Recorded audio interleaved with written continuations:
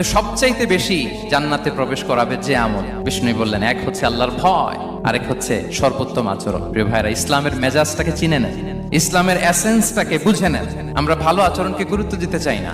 অনেক নামাজি লোক দেখবেন নামাজ পড়তে পড়তে কপালে কালো দাগ ফেলে দিচ্ছে, বাসায় বউয়ের সাথে খারাপ আচরণ করে, খিটখিটে মেজাজের, প্রতিবেশীর সাথে শুধু ঝগড়া, কলিগদের সাথে ঝগড়া, মারামারি, দুঃসম্পর্ক। এরকম আছে না? নাই বলেন, আছে না? কিন্তু নামাজি, অনেক বড় হাজি, একদিনও কোরআন তেলাওয়াত মিস হয় না। তো এত ইবাদত করেও সে ইসলামের আসল এসেন্সটাকে ধরতে পারে নাই। বিষ্ণু বললেন, সবচেয়ে বেশি জান্নাতে প্রবেশ করাবে যে দুটি আমল, একটি হচ্ছে তাকওয়াল্লাহ, আল্লাহর ভয়, আরেকটি হচ্ছে উত্তম আচরণ, সর্বোত্তম আচরণ। তো আমরা যেন উত্তম আচরণের অধিকারী হই। আমার স্ত্রীর সাথে যেন ভালো আচরণ করি, প্রতিবেশীর সাথে যেন ভালো আচরণ করি, ছেলে মেয়েদের সাথে যেন আমাদের অ্যাটিটিউডটা ভালো থাকে, আচরণটা ভালো থাকে, কলিগের সাথে যেন ভালো থাকে। বিশ্বনবীর আচরণ যেমন ছিল তেমন আচরণ যেন আমরা গড়ে তুলতে পারি। আওয়াজ করে পড়ুন আমিন। সুনানে আবু দাউদের এক